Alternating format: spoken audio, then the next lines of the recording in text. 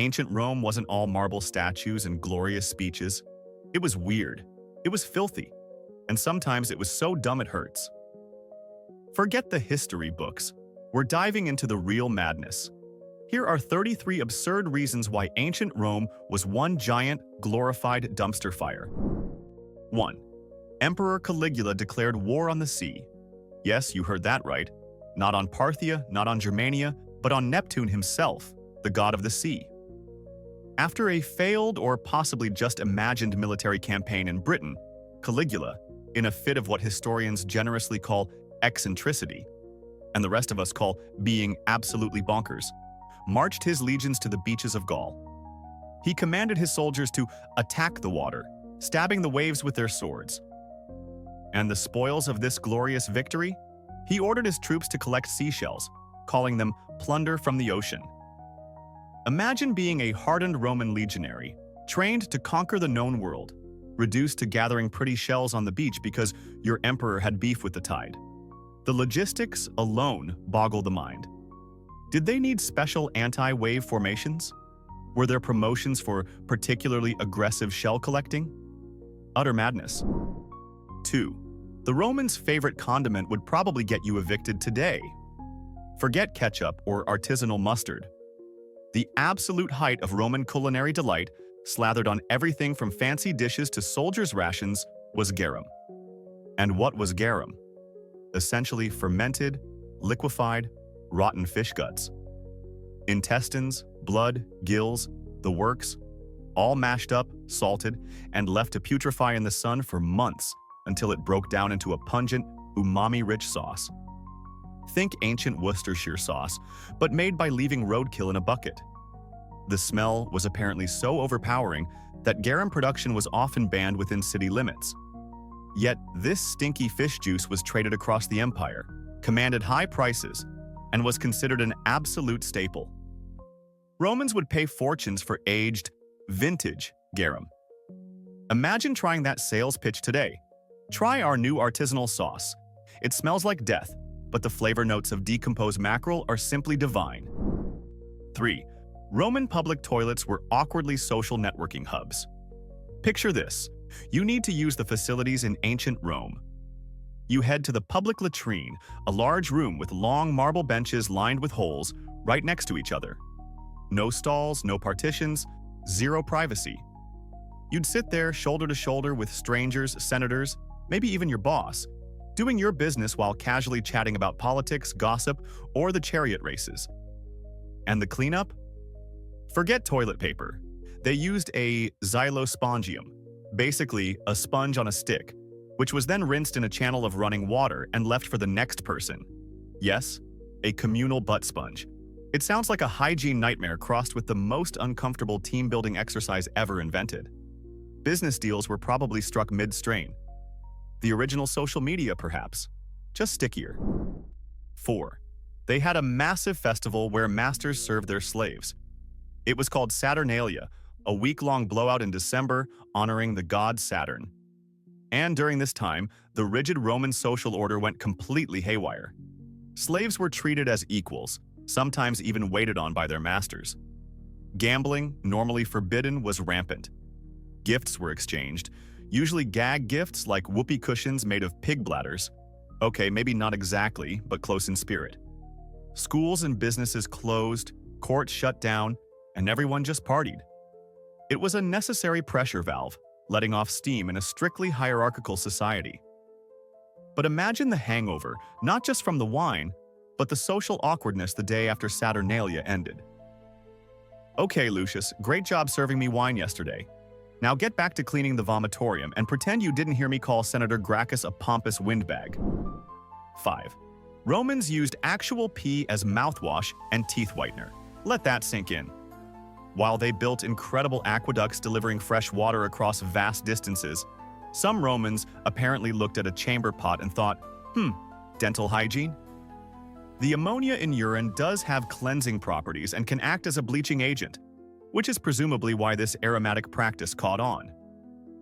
It wasn't just any urine, mind you. Apparently, urine imported from Spain was considered particularly potent and desirable, because obviously you want the good quality pee for gargling. Think about the sheer dedication, shipping containers of stale human waste across the Mediterranean, just so some wealthy Roman could achieve that dazzling, ammonia-fresh smile.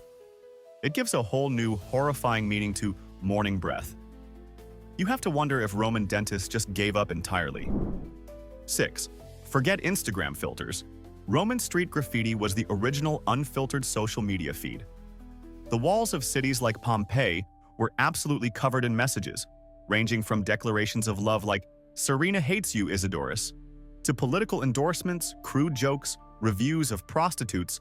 One soldier from the 7th Legion bragged about his adventures, noting that only a few women even noticed him, and those mostly regretted it financially, and even complaints about noisy neighbors. People carved messages about who owed them money, boasted about sexual conquests, or just scratched "Gaius was here" into the stone. It was raw, often misspelled, and hilariously human. A public bulletin board for every random thought, boast, or insult that popped into someone's head. Think of it as Twitter, but carved in stone, with absolutely zero chance of deleting that embarrassing drunken post later. Primitive? Maybe. Permanent?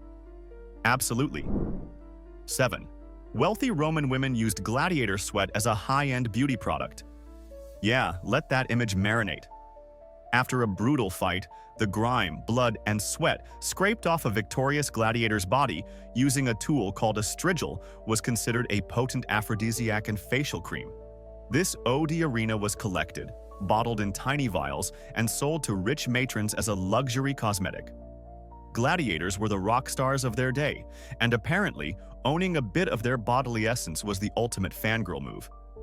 Imagine paying top dollar for a small pot of athlete's sweat today, believing it would make you irresistible. It's less, maybe she's born with it. More, maybe it's the scraped-off filth of a guy who just stabbed someone. Because nothing says allure quite like smelling vaguely of sand, blood, and desperation. Truly peak skincare. 8. The sacred priestesses guarding Rome's eternal flame faced a horrifying death if they broke their vows, being buried alive. The Vestal Virgins held one of the most prestigious positions available to women in Rome. Chosen as young girls, they tended the sacred fire in the Temple of Vesta, believed to ensure Rome's survival. For 30 years, they lived in luxury but under a strict vow of chastity. If that vow was broken, or even suspected of being broken, the punishment was uniquely gruesome.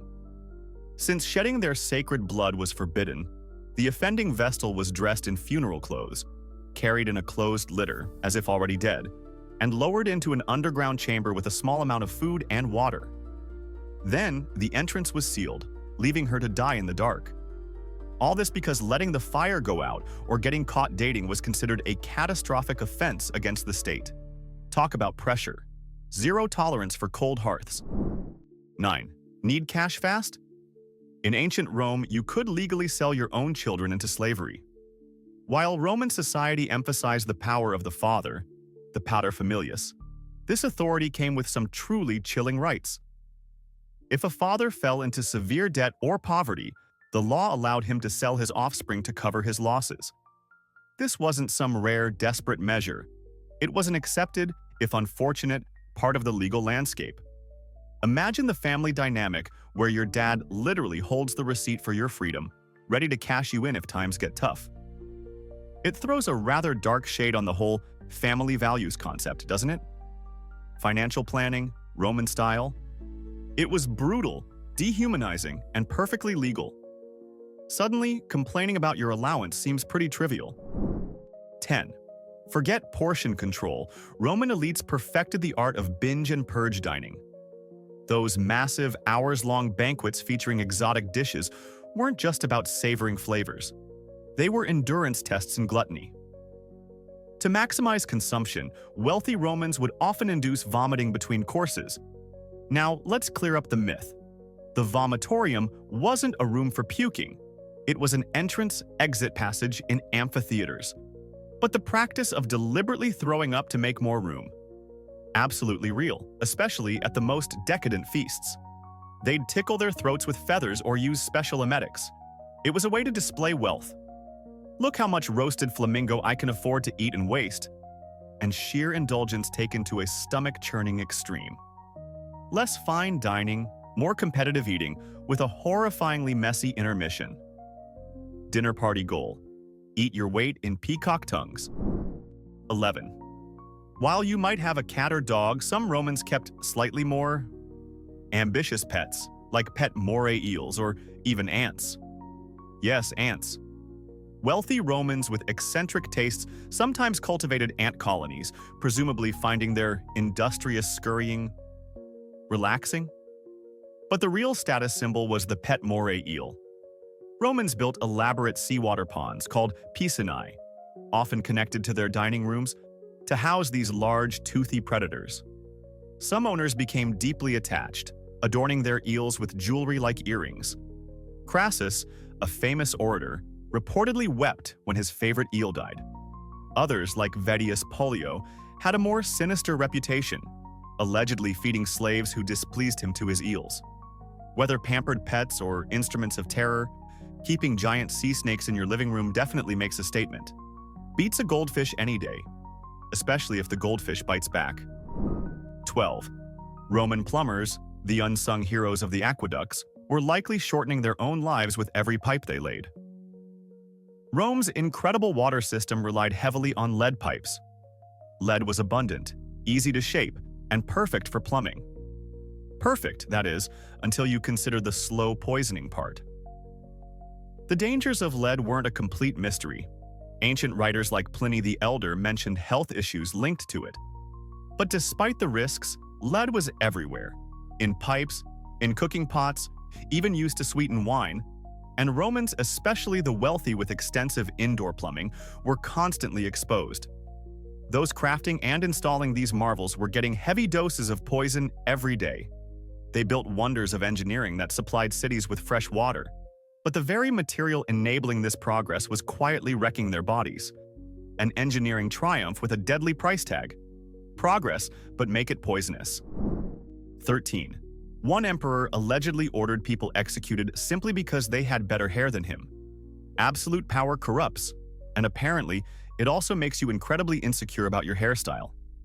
Emperor Domitian, known for his autocratic rule and rampant paranoia, reportedly couldn't stand anyone potentially outshining him, even in appearance.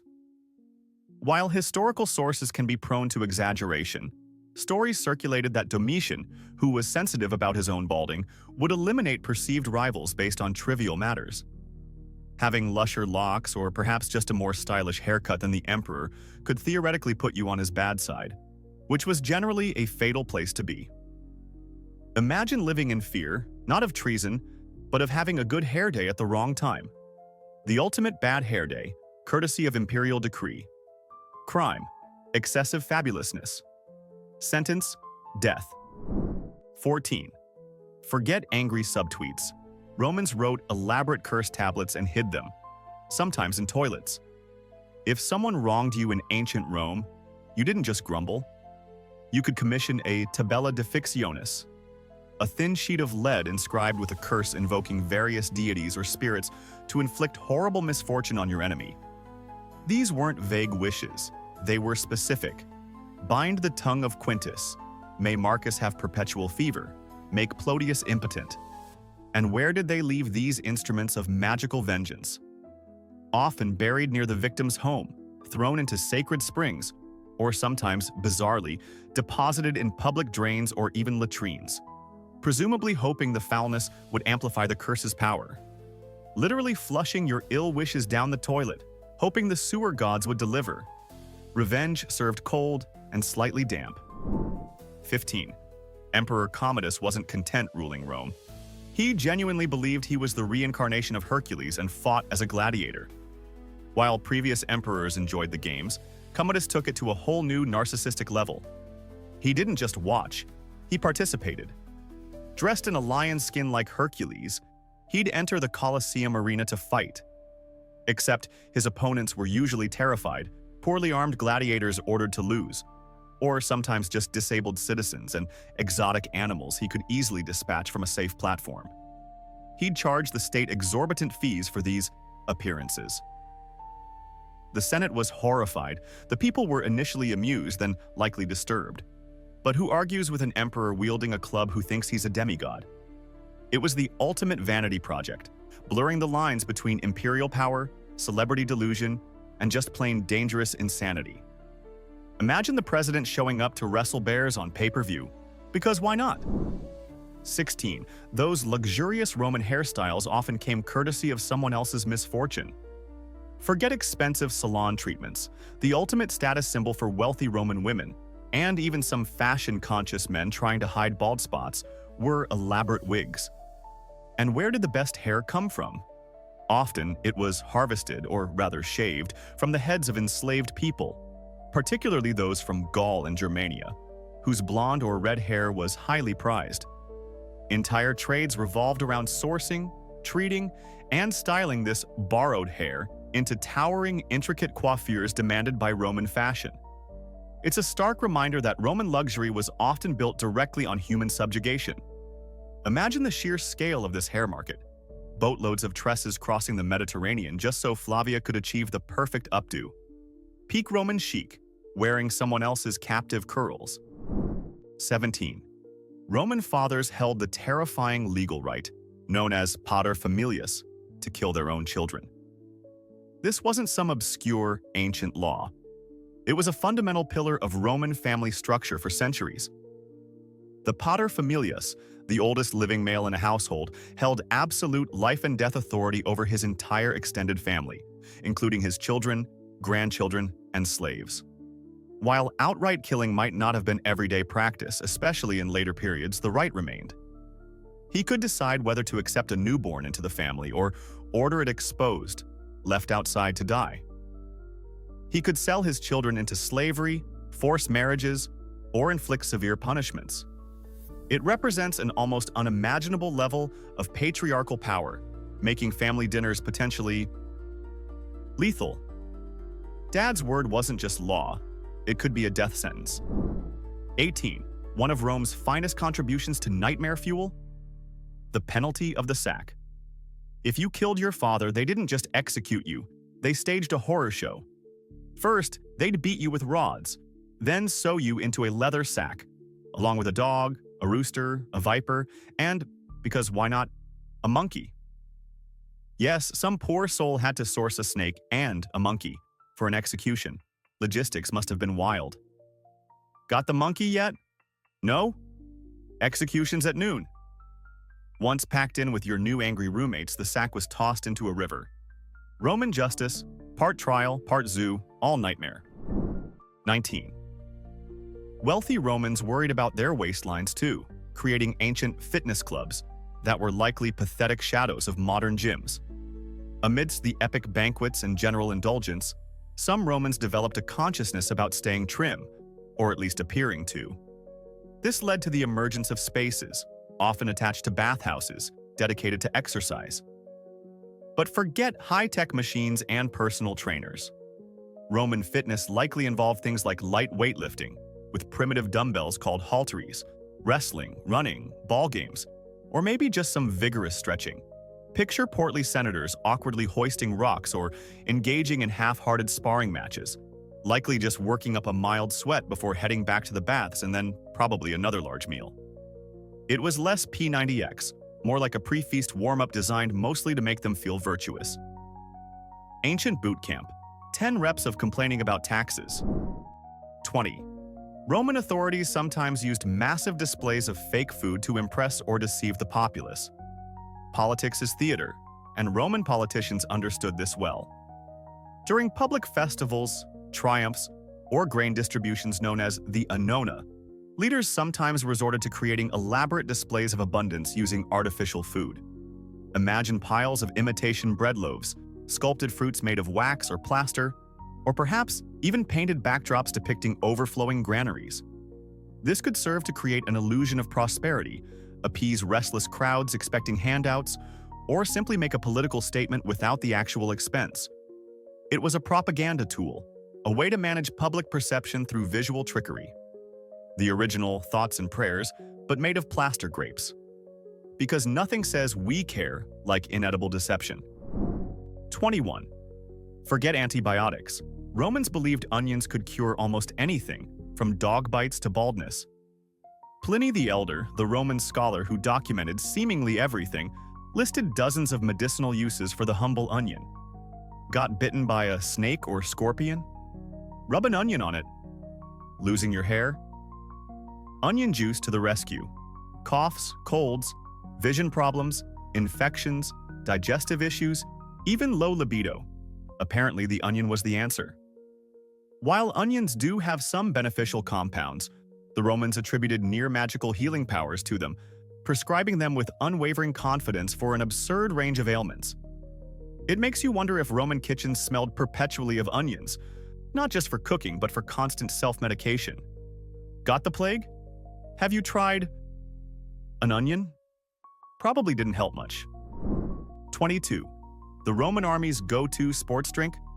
Spoiled wine vinegar, watered down and reluctantly gulped. It was called pasca, and for centuries, it fueled soldiers across the empire, whether they liked it or not.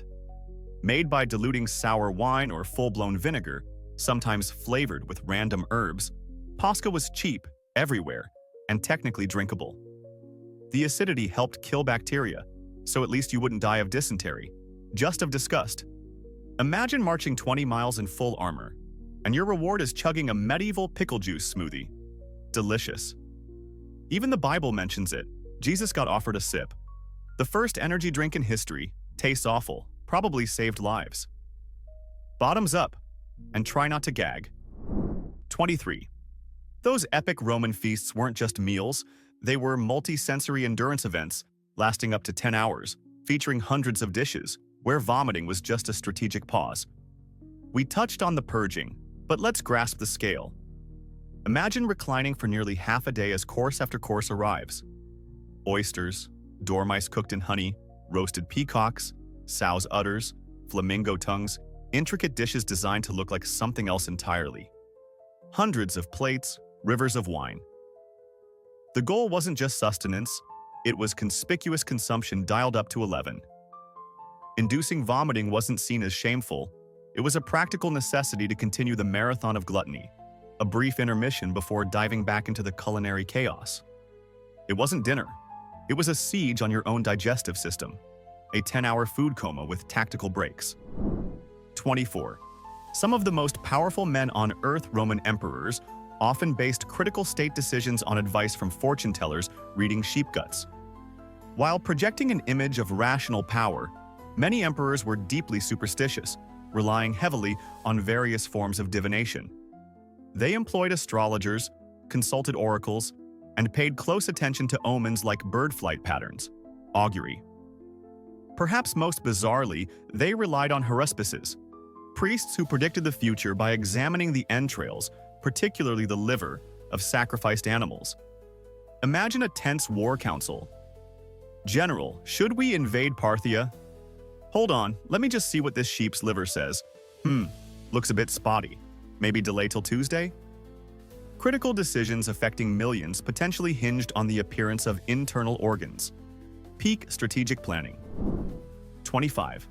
Rome's engineering marvel, the Cloaca Maxima sewer system, was a vast, stinking subterranean river of filth, often maintained by the lowest rungs of society, potentially including children.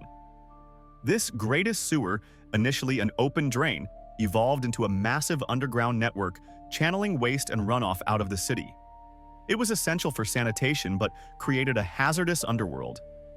Maintaining these dark, noxious tunnels filled with human waste, garbage, and occasional corpses was dangerous, unpleasant work reserved for the poor, slaves, or convicts.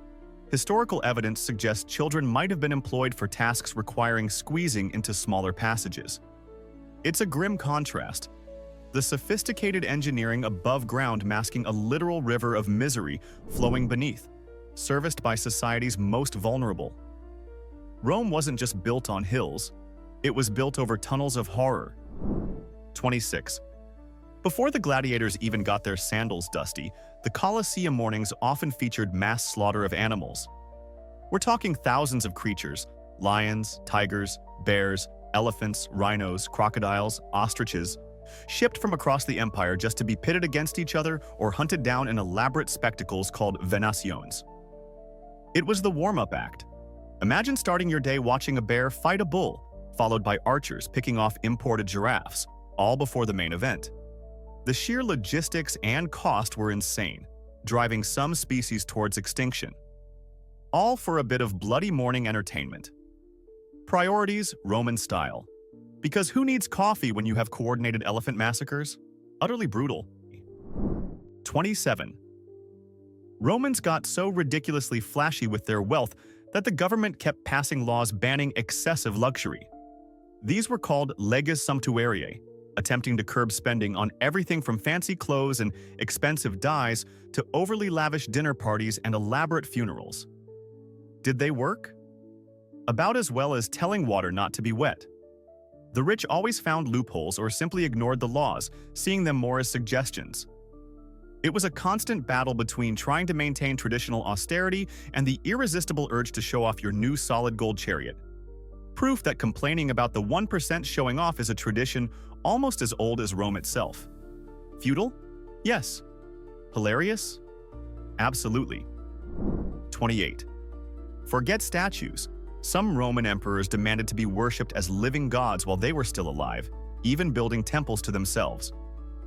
While deceased emperors were often deified, characters like Caligula and Domitian allegedly tried to fast-track the process.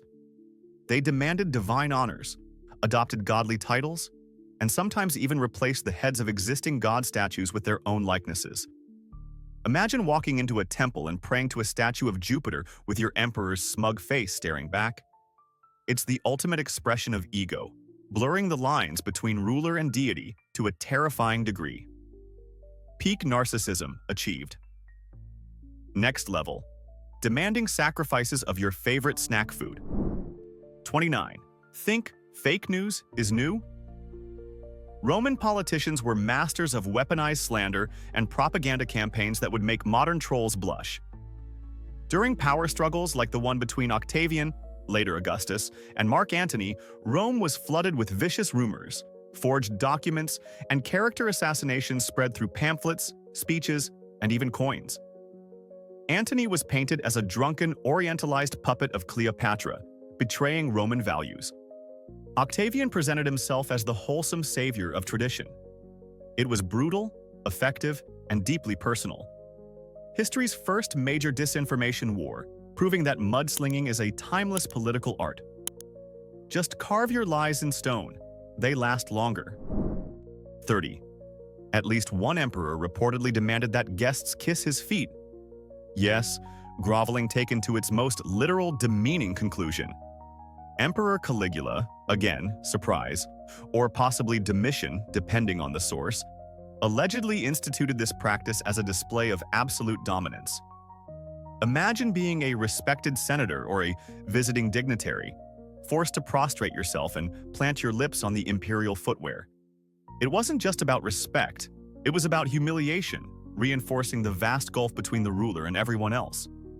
Power corrupts, and absolute power apparently leads to some weird foot fetishes. Talk about a power trip that starts at the toes. 31. Roman witches weren't just brewing love potions with herbs. Some allegedly used ingredients like human remains. Desperate for love, revenge, or influence, some Romans turned to magic practitioners whose methods veered into the truly gruesome. Curse tablets we mentioned, but darker rituals described by poets and satirists involved ingredients like bone marrow, pieces of corpses, or the fat of murdered children to create powerful, often malevolent, charms and potions. Whether widespread reality or lurid exaggeration, the belief in such potent, horrifying magic was real. Forget roses and chocolates. Nothing says, "I love you" like a potion brewed with graveyard dirt and questionable bits. Dating advice from the dark side. 32. Forget a pension. Roman soldiers sometimes received bonuses in the form of land and prostitutes. Upon completing their long military service, legionaries were often granted plots of land in conquered territories as a reward. Standard practice. But some historical accounts suggest that during certain campaigns or triumphs, access to prostitutes was occasionally included as part of the official spoils or celebration provided by the state or a victorious general. It highlights the brutal pragmatism and objectification inherent in military life at the time. rewarding service with farmland and state-sanctioned fornication. Human resources, Roman Legion edition. Definitely not in the employee handbook today. 33. Why share a public bath when you can build a private mega-spa complex big enough for 100 of your closest friends? While Rome was famous for its massive public thermae, the super-rich took bathing to another level with opulent private bathhouses within their own villas. These weren't just bathrooms, they were sprawling complexes with multiple pools, hot, cold, tepid, exercise areas, libraries, art galleries, and lounging spaces, often lavishly decorated with mosaics and marble. Think of it as your own personal Bellagio spa, just scaled for an entire cohort. The sheer scale of private indulgence, designed to impress guests and flaunt wealth, is staggering. Because nothing says, "I've made it," like having a swimming pool larger than most people's houses. Extravagance level. Emperor. Ancient Rome. Less majestic marble, more madness, pea mouthwash, and pet eels. Proof that history isn't just dates and battles. It's a parade of glorious, unbelievable absurdity. Forget everything you thought was normal. Now, the big question. Which Roman WTF moment completely fried your circuits? Drop it in the comments. I need to know what broke you.